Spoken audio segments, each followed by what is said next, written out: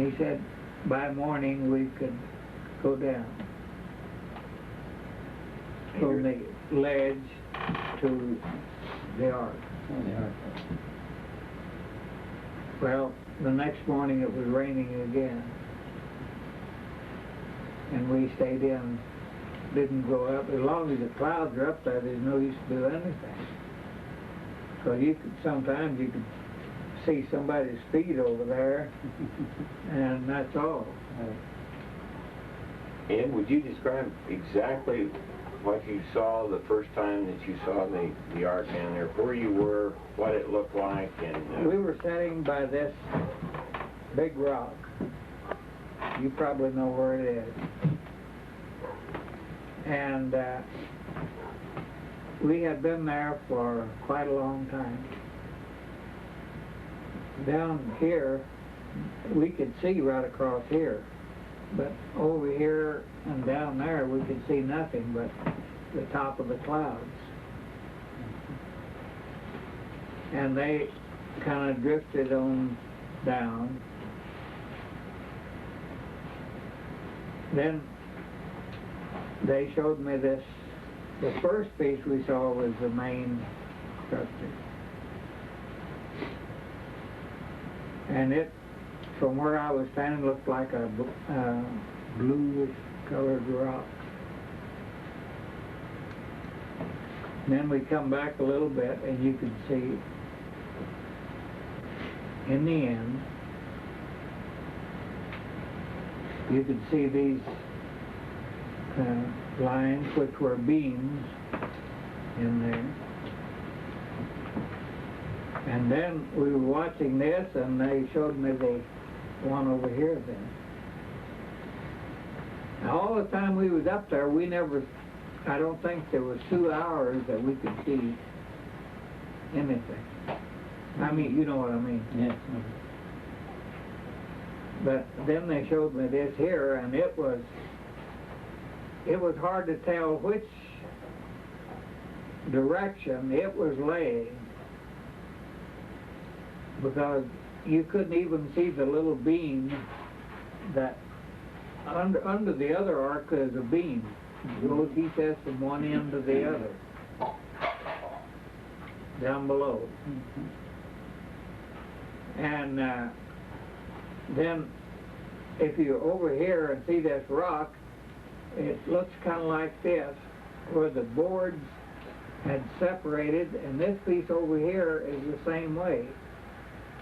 They fit kind of like that. Why do we get some reports that people have claimed to have seen the Ark on Mount Ararat, yet dozens of well-financed expeditions have gone up there looking for it and have come back empty-handed? Either it's up there or it's not. Are the reported sightings of the Ark on Mount Ararat in Turkey the delusions of religious fanatics? Are they perhaps just innocently mistaken eyewitness reports? If so, how can we account for the ancient wood and artifacts found high on this treeless mountain? For many years, we thought the ultimate answers to these questions were lost to the ages. But now, modern scientific technology and new archaeological explorations are beginning to unravel many of the long-forgotten secrets of the Noah story. But our primary quest is to find genuine, convincing evidence of the Ark's existence, and ultimately, to find the Ark itself. To do that, we'll trace the footsteps of the Ark hunters who have gone before us. We'll follow clues gathered from their early expeditions as we mount our own search to find the legendary Noah's Ark. Existence of the Ark has long been a topic of great controversy. It's normal and understandable for us to be skeptical of ancient accounts. That's why the first modern discovery of evidence of the Ark's existence created such excitement and brought on a rush of contemporary investigations. In the mid-1950s, Mount Ararat finally gave up its first 20th century physical clue to the Ark's existence and whereabouts.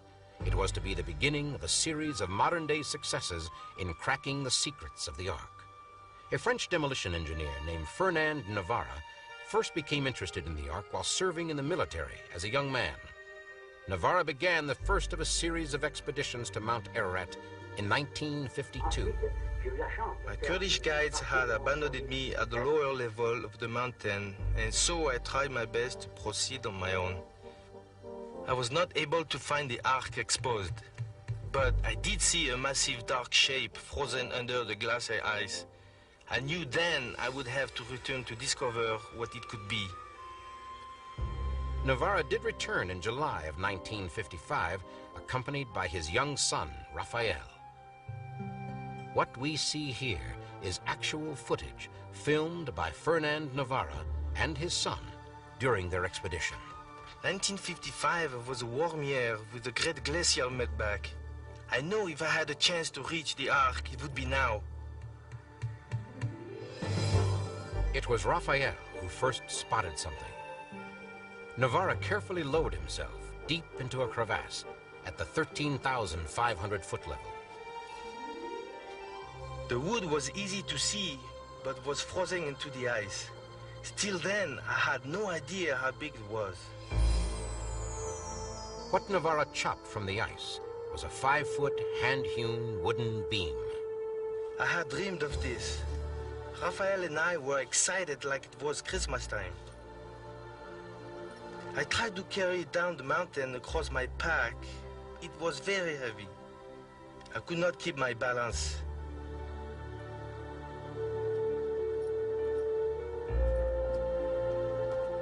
We felt so bad that I had to cut the wood, but later I would have to cut it again to send out sample for testing.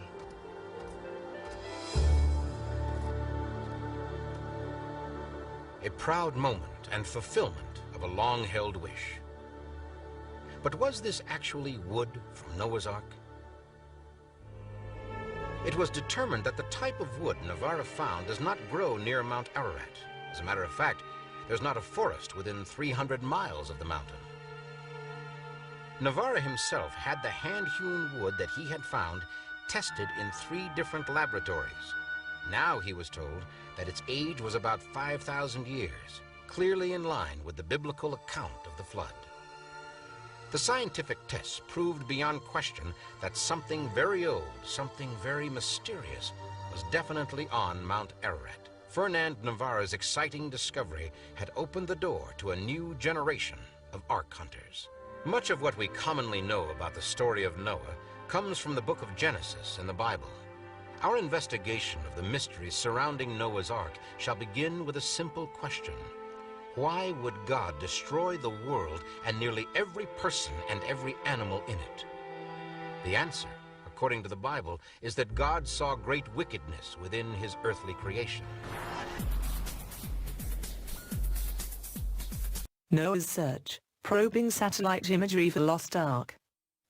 Moviegoers were recently treated to Noah, an epic story of bravery and sacrifice from the Old Testament, a saga in which the titular character takes on the divine mission to build an ark to save creation from an apocalyptic deluge. Outside the big screen, speculation has swirled for decades that the leftovers of Noah's Ark hugged the heights of Mount Ararat in eastern Turkey at a spot known as the Ararat anomaly. In true detective jargon, call it an anomaly of interest. Satellite imagery and analysis may make it possible to resolve the mystery. Portia Taylor, a professor of paralegal studies in the School of Professional and Continuing Studies at the University of Richmond, has led the search into the Mount Ararat anomaly. Taylor's quest began long ago, he said. The cognitive genesis of my journey began in 1973, some 41 years ago, in my junior year as a cadet at West Point, he told Space.com. Back then, Taylor came across credible rumors, ricocheting off the walls of the academy that a CIA spy satellite had accidentally imaged what appeared to be the bow of a ship sticking up out of the ice cap on Mount Ararat, Taylor said. A couple of decades later, Taylor launched his own satellite declassification initiative investigating the Mount Ararat anomaly imagery. Drawing on his 21 years of armchair sleuthing, Taylor has given unclassified presentations at the Pentagon and the U.S. Naval Surface Warfare Center. Along the way, he declared victory in convincing the Defense Intelligence Agency in 1995 to declassify 5 1949 U.S. Air Force aerial photos of Mount Ararat. Additionally, thanks to Taylor's invitations, a number of experts over the years have performed analyses of the satellite imagery, which thankfully tempered my zeal as an amateur, Taylor said. So in this day and age, why continue the journey?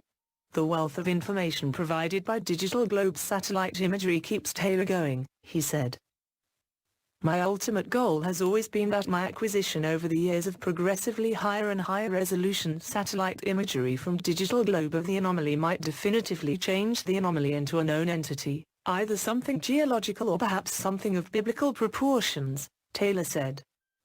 Digital Globe's new and powerful WorldView 3 spacecraft is slated for launch from California's Vandenberg Air Force Base in summer 2014.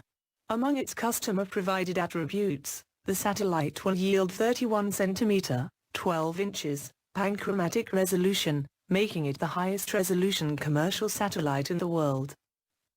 Digital Globe's constellation of satellites would be the envy of Indiana Jones, Taylor told Space.com.